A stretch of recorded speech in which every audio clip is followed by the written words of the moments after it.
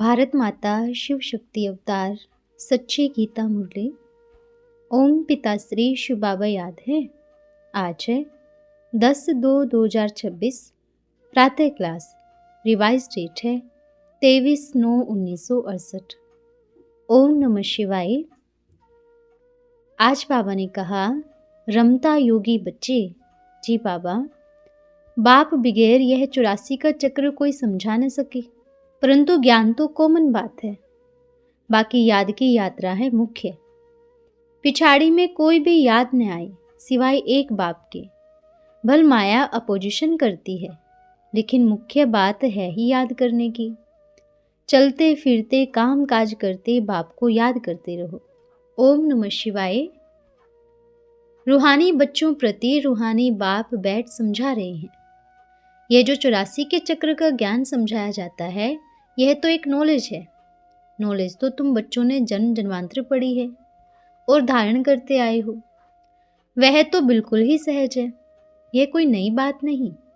बाप बैठ समझाते हैं, तुमने 84 जन्मों का पाठ कैसे बजाया है। सतयुग से लेकर कलयुग अंत तक तुमने कितने पुनर्जन्म लिए हैं। यह ज्ञान तो सहज रीति बुद्धि में है ही। यह भी एक पढ़ाई है। रचना के आदि मध्य अंत को समझना सो तो बाप के सिवाय और कोई समझा नहीं सकते। बाप ही समझाते हैं।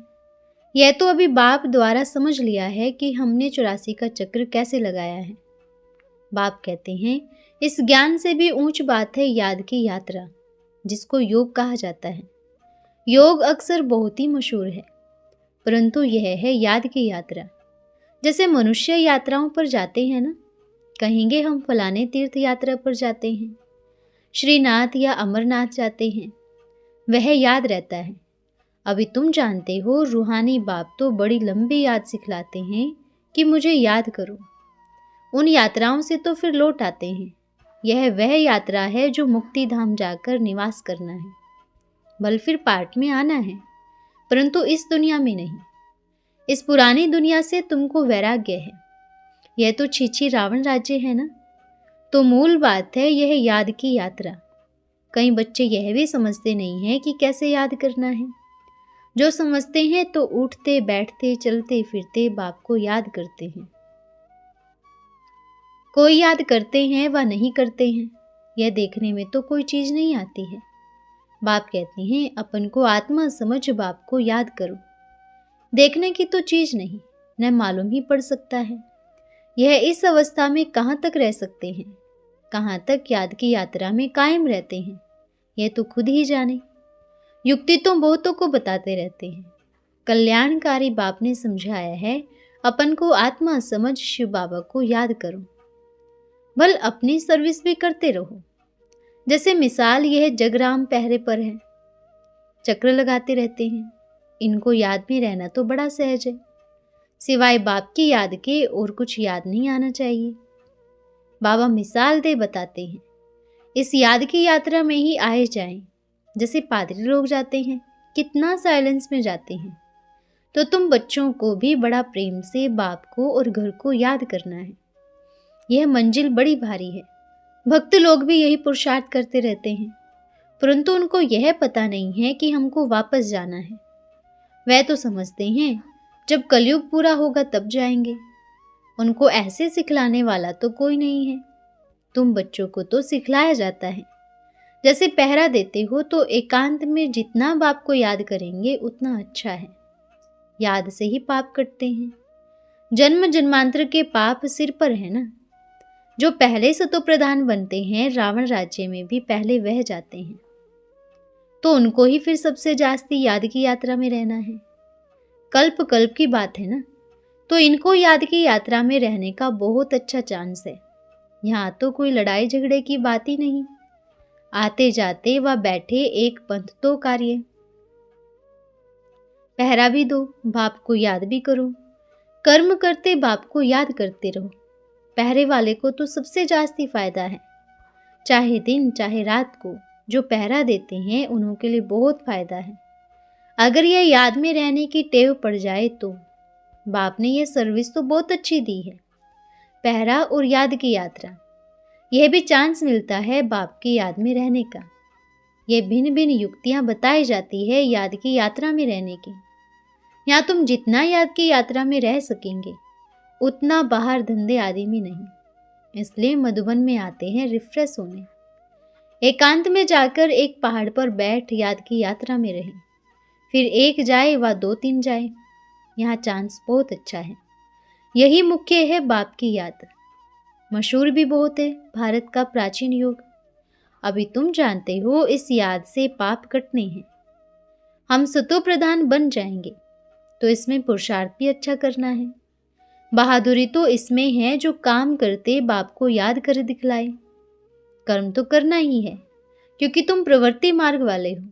ग्रस्त व्यवहार में रहते, धंधा आदि करते, बुद्धि में बाप की याद रही। इनसे तुम्हारी बहुत कमाई है। बल अभी कितने बच्चों की बुद्धि में नहीं आता है। बाबा कहते रहते हैं चार्ट रखो। थोड़ा बहुत कोई कोई लिखते हैं। बाप युक्तियां तो बहुत बतलाते हैं। बच्चे चाहते हैं बाबा के पास जाएं, यहाँ बहुत कमाई कर सकते हैं। एकांत बहुत अच्छा है। बाप सम्मुख बैठ समझाते हैं मुझे याद करो तो पाप कट जाएं, क्योंकि जन्म जन्मांतर के पाप सिर पर हैं। यह बाप तो जानते हैं। विकार के लिए कितने झगड़े आदि चलते हैं, विघ्न पड़ते हैं। कहते हैं बाबा हमको पवित्र रहने नहीं देते हैं। बाबा कहते हैं अच्छा बच्ची तुम याद की यात्रा में रहे, जन्म जन्मांतर के पाप जो सिर पर है वह बोझा तो उतारो।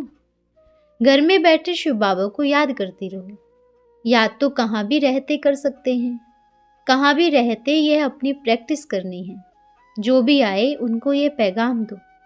बाप कहते हैं अपन को आत्मा समझ बाप को याद करो। इनको ही योग बल कहा जाता है। बल माना ताकत, शक्ति। बाप को सर्वशक्तिवान कहते हैं तो वह शक्ति बाप से कैसे मिलेगी।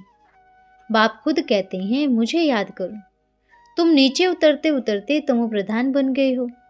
वह शक्ति बिल्कुल खत्म हो गई है, पाई की भी नहीं रही है। इन बातों को दुनिया के मनुष्य बिल्कुल नहीं जानते। तुम्हारे में कोई है जो अच्छी रीत समझते हैं, बाप को याद करते हैं। अपने दिल से पूछना है हमारा चार्ट कैसा रहता है। बाप तो सभी बच्चों को कहते हैं याद की यात्रा मुख्य है। याद से ही तुम्हारे पाप कटेंगे। तमोप्रधान से सतोप्रधान बन जाएंगे। बाप कहते हैं कल्प कल्प हर 5000 वर्ष बाद तुमको आकर समझाता हूँ। भल कहाँ भी रहो, विलायत में अकेले हो, क्योंकि जोड़ी होते हैं तो एक दो को सावधान करते हैं। भल कोई सावधान करने वाला भी न हो, बाप को तो याद कर सकते हो ना। समझो शादी किया हुआ है, स्त्री और कोई जगह है तो उनको भी लिख सकते हो। तुम एक बात सिर्फ याद करो, अपन को आत्मा समझ बाप को याद करो तो तुम्हारे जन्म जन्मांतर के पाप भस्म हो जाएंगे। अभी 84 का चक्र पूरा होता है। ये पुरानी पतित दुनिया का विनाश सामने खड़ा है। युक्तियां तो बहुत समझाते रहते हैं, फिर कोई करे न करे उनकी मर्जी। बच्चे समझते जरूर होंगे बाबा राय तो बहुत अच्छी देते हैं। हमारा काम है मित्र संबंधी आदि जो भी मिले सभी को यह पैगाम देना। दोस्त हो व कोई भी हो, सर्विस का शौक चाहिए। तुम्हारे पास चित्र तो हैं, बैज भी है। बैज तो बड़ी अच्छी चीज है। बैज किसको यह लक्ष्मी नारायण बना सकता है। सिर्फ समझाना है, यह है त्रिमूर्ति। इनके ऊपर है शिव बाबा। वह लोग त्रिमूर्ति बनाते हैं, ऊपर में शिव दिखाते नहीं हैं। शिव को न जानने के कारण भारत का बेड़ा डूबा हुआ है। अभी तुम समझाते हो, सबसे पहले तो है परमपिता परमात्मा शिव रचयिता, जिस द्वारा ही भारत का बेड़ा पार होता है। वह लोग तो त्रिमूर्ति का अर्थ ही नहीं समझते हैं। यह भी ड्रामा बना हुआ है। पतित बनते हैं तो फिर पुकारते रहते हैं, हे पतित पावन, आकर पतितों को पावन बनाओ। तुम जानते हो यह पतित दुनिया है। कितनी पाई पैसे की भूल है। बिल्कुल साधारण भल है। जैसे बाप बैठ समझाते हैं वैसे तुमको भी भाषण करना है। भल बच्चे सर्विस तो करते रहते हैं, ड्रामा के प्लान अनुसार ऐसे ही चलता आ रहा है। बाप भी डायरेक्शन देते रहते हैं, ऐसे ऐसे म्यूजियम खोलो, सर्विस करो तो बहुत आएंगे। सर्कस भी बड़े बड़े शहर में खोलते हैं ना। कितना उन्हों के पास सामान रहता है। गांव गांव से लोग देखने के लिए आते हैं। इसलिए बाबा कहते हैं तुम भी ऐसा खूबसूरत म्यूजियम बनाओ जो देखकर खुश हो जाए, फिर औरों को जाकर सुनाए। यह भी समझते हो जो कुछ सर्विस होती है कल्प पहले मिसल ही होते रहते हैं, परंतु सत्व प्रधान बनने का ओना बहुत रखना है। उनमें ही बच्चे गफलत करते हैं। माया विघन भी ऐसी याद की यात्रा में डालती है। अपने दिल से पूछना है, इतना हमको शौक है, मेहनत करते हैं। जैसे बाप समझाते हैं, ज्ञान तो कॉमन बात है। बाप बगैर यह 84 का चक्र कोई समझा न सके। बाकी याद की यात्रा है मुख्य। पिछाड़ी में कोई भी याद न आए सिवाय एक बाप के। डायरेक्शन तो बाप पूरी रीति देते रहते हैं। भल माया अपोजिशन करती है, मुख्य बात है ही याद करने की। सभी तो ये सिखला न सके, वे जानते ही नहीं हैं। तुम कोई को भी समझा सकते हो, भल कोई भी हो, तुम सिर्फ यह बैज दिखाओ। और कोई पास ऐसे अर्थ सहित मेडल होते ही नहीं। मिलिट्री को भी बहुत मिलते हैं, जो अच्छा काम करते हैं उनको मेडल मिलते हैं। राय साहब का मेडल सभी देखेंगे, इनको वाइसराय से टाइटल मिला है। आगे वाइसराय आदि होते थे, क्वीन अपॉइंटमेंट करती थी। अभी उनके पास भी कोई पावर्स नहीं है। अभी कितने झगड़े लगे पड़े हैं, पानी के लिए, जमीन के लिए झगड़ा। वहाँ तो ढेर जमीन पड़ी रहती है। आगे तो जमीन बहुत ही सस्ती थी, अभी कितनी महंगी हो गई है। इस समय बहुत कीमत है, क्योंकि मनुष्य बहुत हो गए हैं ना, तो उनके लिए जरूर जमीन भी चाहिए। शहर में जंगल में रहने से तो डरते हैं, कितने ढेर मनुष्य हैं। अभी तुम बच्चे जानते हो बाबा स्वर्ग की स्थापना कर रहे हैं। इतने सभी खल्लास हो, बाकी कितने थोड़े जाकर रहेंगे। जमीन कितनी ढेर होगी, वहां तो सब कुछ नया होगा। 5 तत्व भी सत्व प्रधान बन जाते हैं। खानियां आदि सभी नया होगा। उस नई दुनिया में चलने के लिए फिर अच्छी रीत पुरुषार्थ करना है। हर एक मनुष्य पुरुषार्थ करते हैं ऊंच पद पाने के लिए। कोई पूरा पुरुषार्थ नहीं करते हैं तो समझते हैं नापास हो जाएंगे। खुद भी समझते हैं हम फेल हो जाएंगे, फिर पढ़ाई आदि को छोड़ कोई नौकरी में लग जाते हैं। आजकल तो नौकरी में भी बहुत कड़े कायदे निकालते रहते हैं। मनुष्य बहुत दुखी हैं। अभी बाबा तुमको ऐसा रास्ता बताते हैं जो 21 जन्म दुख का कब नाम नहीं होगा। बाप कहते हैं सिर्फ याद की यात्रा में रहो जितना हो सके। रात को बहुत अच्छा है, भल लेटे हुए याद करो। कोई को सोए फिर नींद आ जाती है। बूढ़ा होगा, जास्ती बैठ नहीं सकेगा तो जरूर सो जाएंगे। सोए हुए बाप को याद करते रहेंगे, यह पक्का। कमाई में कब झुटका नहीं आएगा। जवान है, उठकर याद में बैठेंगे, फिर तो सोने की दिल ही नहीं होगी। बड़ी खुशी अंदर में होती रहेगी, क्योंकि बहुत बहुत कमाई है। अभी तुम समझते हो टाइम पड़ा हुआ है, परंतु मौत का कोई ठिकाना थोड़ी है। तो बाप समझाते हैं मूल बात है याद की यात्रा। बाहर शहरों में तो मुश्किल है, यहाँ आते हैं बड़ा अच्छा चांस मिलता है। कोई फिक्रात की बात ही नहीं, इसलिए यहाँ चार्ट बढ़ाते रहो। इससे तुम्हारे कैरेक्टर्स भी सुधरते जाएंगे। परंतु माया भी बड़ी दुस्तर है, घर में रहने वालों को इतना कदर नहीं रहता है। फिर भी इस समय गोपों की रिजल्ट अच्छी है। कई बच्चियां लिखती हैं, शादी के लिए बहुत तंग करते हैं, क्या करें। जो मजबूत सेंसिबल बच्चियां होंगी वे कब ऐसे लिखेंगी नहीं। लिखते हैं तो बाबा समझ जाते हैं रीढ़ बकरे हैं। यह तो है अपने हाथ में अपने जीवन को बचाना। इस दुनिया में तो अनेक प्रकार के दुख हैं। अभी बाप तो बहुत सहज बतलाते हैं, अपन को आत्मा समझ और बाप को याद करो। यह बैज तो सदैव ही लगी रहे। कोई को भी समझाओ शिव बाबा ब्रह्मा द्वारा यह स्थापना कर रहे हैं, कितनी सहज बात है। तुम बच्चे तो महान भाग्यशाली हो जो आकर साहिबजादे बने हो। बाप कितना ऊंच बनाते हैं। बाप कहते हैं तुम मुझे कितनी गालियां देते हो, सो भी कच्ची गाली, समझते ही नहीं, अथाह गालियां देते हैं। इतने तमो प्रधान है जो बात मत पूछो। इससे जास्ती और क्या सहन करेंगे। कहते हैं ना जास्ती तंग करेंगे तो खत्म कर देंगे। तो यह बाप बैठ समझाते हैं। शास्त्रों में तो कहानियां लिखती है, बाबा बहुत युक्तियां सहज बतलाते हैं। कर्म करते हुए याद करो, इसमें बहुत बहुत फायदा है। सवेरे आकर याद में बैठो, बहुत मजा आएगा। परंतु इतना शौक नहीं है। टीचर स्टूडेंट की चलन से समझ जाते हैं यह तो फेल हो जाएंगे। बाप भी समझते हैं यह फेल हो जाएंगे, सो भी कल्प कल्पांतर के लिए। बल भाषण में तो बहुत होशियार हैं, प्रदर्शनी झट समझा लेते हैं, परंतु याद है नहीं, इसमें ही फेल हो पड़ते। डिसरिगार्ड भी बहुत करते हैं, अपना ही करते हैं।